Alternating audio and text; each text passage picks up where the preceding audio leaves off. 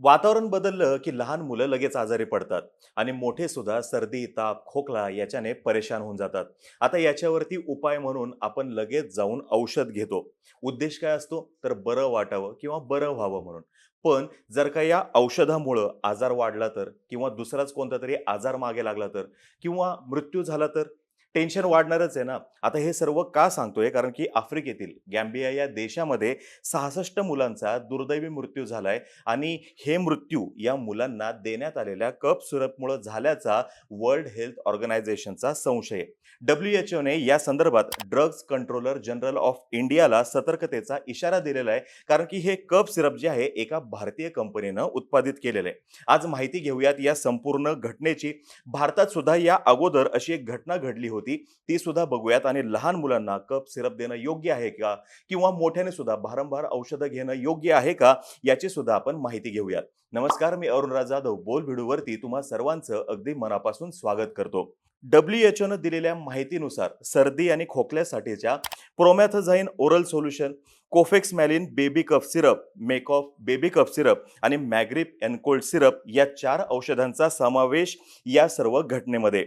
WHO नुसार the products were manufactured by an Indian company Maiden pharmaceuticals which had failed to provide guarantees about their safety. Gambia हा जो देश आहे तसा त्यांच्या पर्यटनासाठी फार फेमस आहे बघा. पण जुलैपासून या देशामध्ये अचानकच 5 वर्षाखालील मुलांमध्ये अक्यूट किडनी इंजुरीचा ज्या केसेस आहेत त्या मोठ्या प्रमाणात यायला लागल्या. गॅम्बियाच्या गव्हर्नमेंटने तेव्हाच पॅरासिटामॉल सिरपवरती बंदी आणली आणि त्यांच्या नागरिकांना या सिरप ऐवजी पॅरासिटामॉलच्या गोळ्या घेण्यास सांगितलं होतं. डब्ल्यूएचओ कडून जेव्हा या प्रकरणाबाबत या प्रोडक्टचं लॅब टेस्टिंग केलं गेलं तेव्हा त्याच्यामध्ये डाय इथिलीन ग्लायकॉल आणि इथिलीन ग्लायकॉलचं अतिरिक्त प्रमाण दिसून आलं, ते सुद्धा कंटॅमिनेटेड.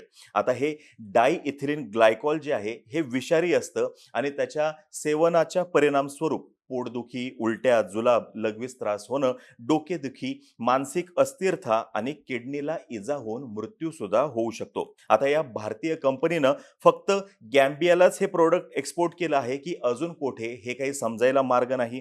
फक्त कफ सिरप जे आहे याच्यामध्येच हे कंटॅमिनेटेड मटेरियल वापरलंय की इतर प्रोडक्ट्समध्ये हे सुद्धा अनुत्तरित आहे. आणि हे प्रोडक्ट फक्त एक्सपोर्टच केलेलं आहे की भारतामध्ये लोकल मार्केटमध्ये सुद्धा हे प्रोडक्ट आहे याचा काही पत्ता लागायला तयार नाहीये. याच्यामुळं येणाऱ्या काळामध्ये आपण सर्वांनी आपली स्वतःची आणि आपल्या मुलांची सुद्धा काळजी घेणं गरजेचं आहे. 2020 मध्ये जम्मू काश्मीरमध्ये 17 लहान मुलांचा मृत्यू झाला होता.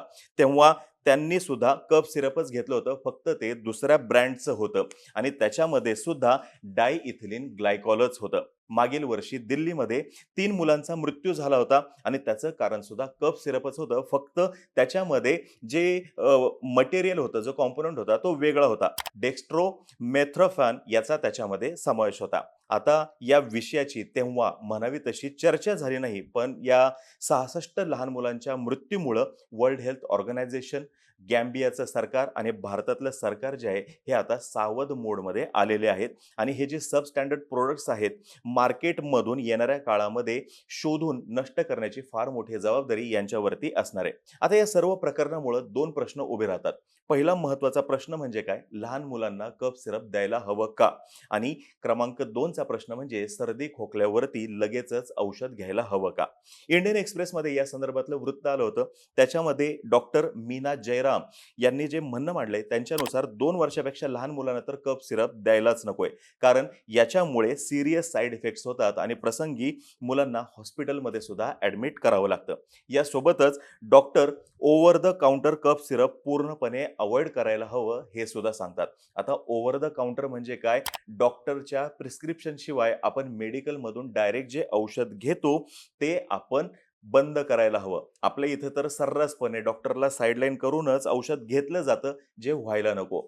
शारदा हॉस्पिटलचे डॉक्टर रणजित जेत यांच्यानुसार कफ सिरपमध्ये 3 ते 4 वेगवेगळे केमिकल्स असतात, ज्यामुळे cough in the central part of brain suppress केला जातो. 2 वर्षाखालील मुलांना हे तर द्यायलाच नको.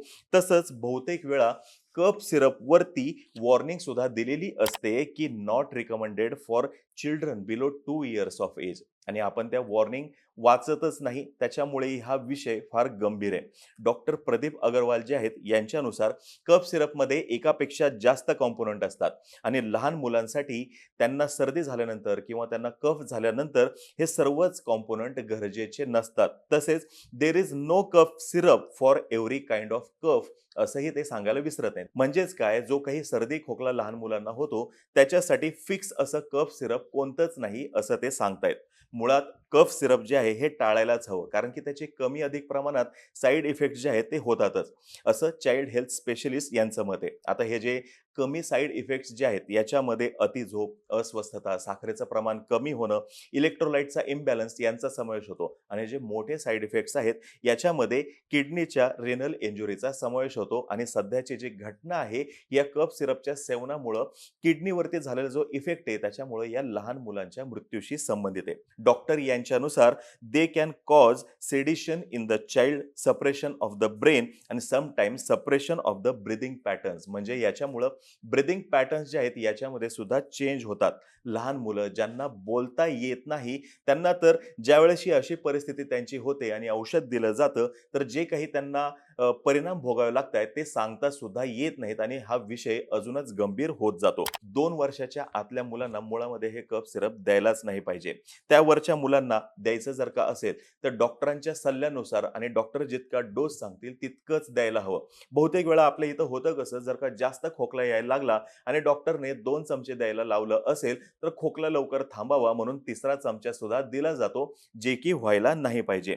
लहान मुलंच नाही तर मोठ्यांनी सुद्धा कफ सिरप जे आहे ते घ्यायलाच नको आणि जर का घेतलं तर डॉक्टरांच्या प्रिस्क्रिप्शन नुसारच घ्यायला हवं. ओव्हर द काउंटर घ्यायला नको असं तज्ज्ञ सांगतायत. सर्दी खोकला फार कॉमन असतं बघा. लगेच औषध घेण्याची घाई नाही करायला पाहिजे. त्यापेक्षा वाफ घेण्याने परिणाम चांगला होऊ शकतो. यासोबतच गरम पाणी जर का पीत राहिलं तर त्याचाही चांगला परिणाम होतो आणि अद्रकचा चहा जर का घेतला तर त्याने सुद्धा फरक पडू शकतो असं डॉक्टरांचं मत आहे. डॉक्टर रणजित म्हणतात, कफिंग किंवा खोकला जे आहे हे लहान मुलांसाठी चांगलं आहे, कारण की the child is throwing away the excessive secretion which is produced in the body during an infection.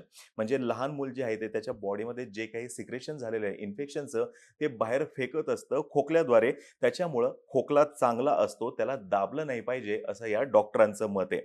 तसं असं हे एकूण प्रकरण आहे. आता मी FB वरती एक स्टोरी वाचली होती बघा, जी या प्रकरणाशी डायरेक्टली संबंधित नाहीये, पण आपल्या इथे एकूण जी आरोग्य सुविधा आहे किंवा आपण जी वारंवार औषधं घेतो त्याच्याशी संबंधित नक्कीच आहे.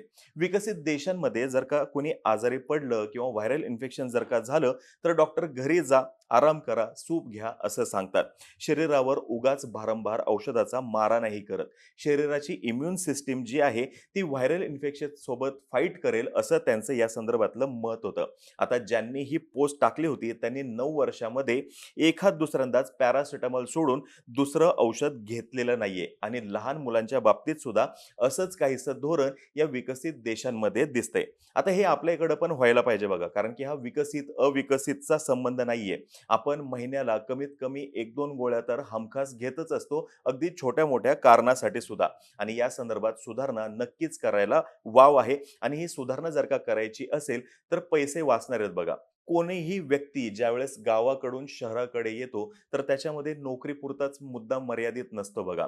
शिक्षण चांगलं मिळेल, आरोग्य सुविधा चांगल्या मिळतील हा त्याच्या मागचा हेतू असतो. आणि कुणी शहरातला व्यक्ती ज्यावेळेस परदेशामध्ये स्थायिक होण्याचा निर्णय घेतो तर त्यावेळेस बेटर हेल्थ हा सुद्धा त्याच्यासाठीचा महत्वाचा कन्सर्न असतो. आणि या ठिकाणी आपल्याला असं दिसतंय की विकसित देशांमध्ये भारंभार औषधांचा मारा केला जात नाही, तर शरीरालाच या छोट्या छोट्या व्हायरल इन्फेक्शन बरोबर फाईट करण्यासाठी तयार करण्यासाठी सांगितलं जातं.